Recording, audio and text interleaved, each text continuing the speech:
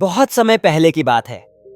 श्रावस्ती नगर, जहां बुद्ध अपने कई शिष्यों के साथ वास किया करते थे, एक ऐसा स्थान था जहां हर प्रकार के लोग रहते थे। धनी, निर्धन, व्यापारी, साधु और भिखारी। यह नगर सांस्कृतिक और आध्यात्मिक दृष्टि से समृद्ध था, लेकिन उसी नगर के एक कोने में एक ऐसा व्यक्ति था जिसने जीवन से हार मान ली थी। एक वृद्ध भिखारी। उसका नाम किसी को नहीं पता था। लोग उसे केवल बूढ़ा भिखारी कहकर बुलाते थे। वह दिन भर नगर के एक बड़े मंदिर के सामने बैठा रहता, फटी पुरानी चादर ओढ़े, गंदे बर्तन में भीख मांगते हुए। उसका चेहरा उदासी, क्रोध और निराशा से भरा होता था। हर सुबह वह सूरज के निकलते ही मंदिर के सामने बैठ जाता। आने जाने वाले लोगों को टकटकी लगाए देखता और कोई कुछ न देता तो भुनभुनाता। इन लोगों में इंसानियत नहीं बची। दुनिया सिर्फ अपने बारे में सोचती है। सब स्वार्थी हो गए हैं। दिन भर वह यही सोचता रहता कि दुनिया गलत है, लोग बेरहम हैं, भाग्य उसका साथ नहीं दे रहा। उसकी यह सोच उसकी आंखों और चेहरे पर साफ दिखाई देती थी। उसकी भिक्षा का पात्र अक्सर खाली ही रह जाता और वह क्रोधित होकर लोगों को अपशब्द कहने लगता। श्रावस्ती में उस समय भगवान बुद्ध अपने कुछ शिष्यों के साथ कुछ दिनों के लिए ठहरे हुए थे। वहां रोज सैकड़ों लोग बुद्ध से मिलने आते, उनकी बातें सुनते और आशीर्वाद पाते। भिखारी को यह सब देख सुनकर और जलन होती।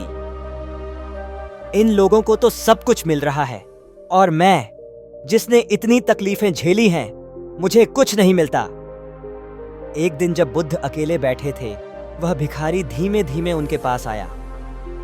उसकी चाल कमजोर थी, लेकिन चेहरे पर एक प्रश्न था।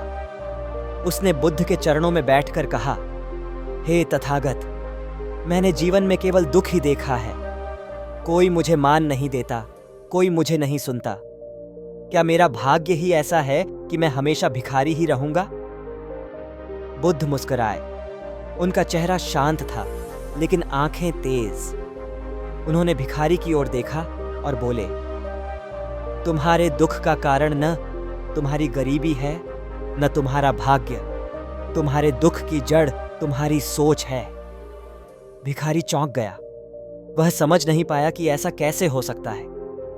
वह बोला, सोच? लेकिन मेरी सोच में क्या कमी है? मैं तो बस अपनी हालत को स्वीकार करता हूं। बुद्ध ने शांति से उत्तर दिया, वही तो समस्या है। तुम जो सोचते हो वही अनुभव करते हो। तुम्हारे भीतर केवल शिकायत है, कृतज्ञता नहीं। जब तक तुम यह मानते रहोगे कि सब कुछ बाहर गलत है, तब तक तुम्हारे भीतर कभी शांति नहीं होगी। फिर बुद्ध ने कहा, मैं तुम्हें एक प्रयोग देता हूं। इसे 1 सप्ताह तक करो और फिर मेरे पास आना। हर बार जब कोई तुम्हें कुछ देता है, चाहे एक सिक्का, एक मुस्कान या एक शब्द, उसे पूरी श्रद्धा और कृतज्ञता से स्वीकार करना। और जब कोई कुछ न दे, तब भी उसे आशीर्वाद देना। मन में सोचो, शायद उसकी जरूरत मुझसे भी बड़ी हो। शिकायत नहीं, केवल नम्रता और कृतज्ञता। कर सकोगे? भिखारी ने थोड़ी देर सोचा, फिर बोला, मैं प्रयास करूंगा। बुद्ध ने कहा, सिर्फ प्रयास नहीं, पूरा समर्पण। 7 दिन के लिए यह प्रयोग तुम्हारा साधना होगा। अगले दिन सुबह भिखारी अपने पुराने स्थान पर जाकर बैठा। पहली बार उसने चेहरे पर हल्की मुस्कान लाने की कोशिश की। लोगों ने पहले दिन उसे वैसे ही नजरअंदाज किया। मन में गुस्सा आया, लेकिन उसने बुद्ध की बात याद की। शिकायत नहीं। उसने खुद को शांत किया और मन ही मन उन लोगों को आशीर्वाद देने की कोशिश की। दिन भर में एक वृद्ध महिला ने उसे एक सूखा रोटी का टुकड़ा दिया। पहले वह इसे तुच्छ समझता, लेकिन आज उसने उसे नम्रता से लिया और मुस्कुराते हुए महिला को धन्यवाद कहा। रात को सोते समय पहली बार उसके मन में हल्का सा सुकून था। दूसरे दिन वह थोड़ा उत्साहित होकर बैठा। कुछ लोगों ने उसे देखा, कुछ ने नहीं, लेकिन आज वह खुद से कह रहा था, हर कोई अपनी कठिनाइयों से जूझ रहा है। अगर मुझे कुछ नहीं मिला तो शायद मेरी परीक्षा है। एक बच्चा पास से गुजरा और उसे देख मुस्कुराया।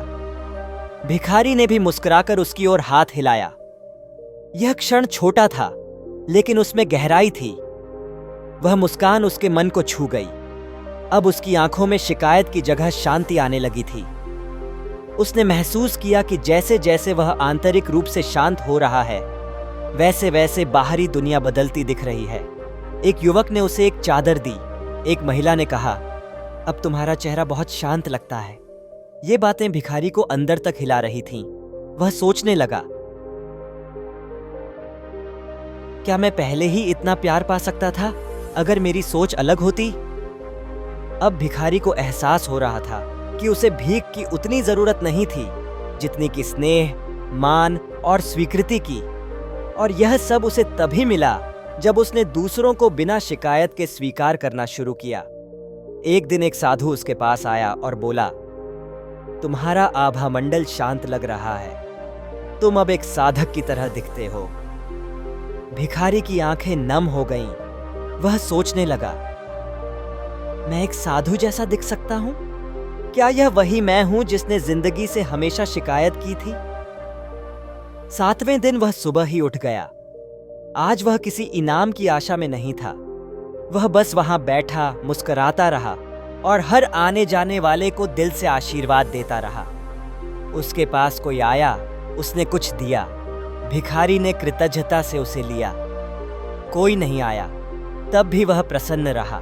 शाम को वह बुद्ध के पास पहुंचा। अब वह भिखारी नहीं लग रहा था।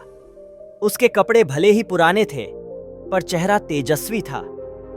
बुद्ध ने उसे देखा और मुस्कुराए। तो बताओ, कैसा रहा यह सप्ताह? भिखारी ने आंखों में चमक लिए उत्तर दिया, हे तथागत, आपने जो कहा था वह सत्य निकला। मेरी जिंदगी में पहली बार मुझे लगा कि मैं वास्तव में जी रहा हूं। सिर्फ सोच बदलने से सब कुछ बदल गया।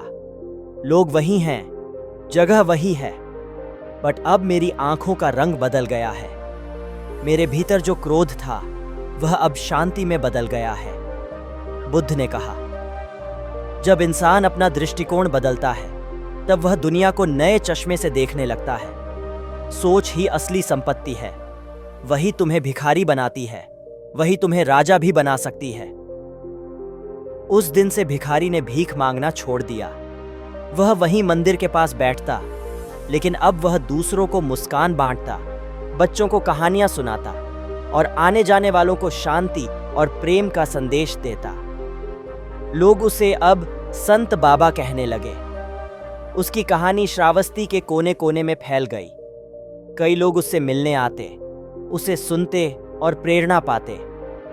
इस कहानी की सबसे बड़ी शिक्षा यही है, सोच ही जिंदगी की दिशा तय करती है। हमारे पास कितना धन है या कितनी कठिनाइयां हैं, यह महत्वपूर्ण नहीं।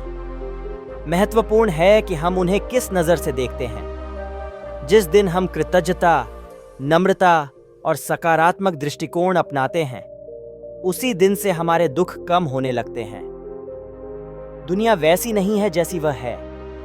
दुनिया वैसी है जैसी हमारी सोच है।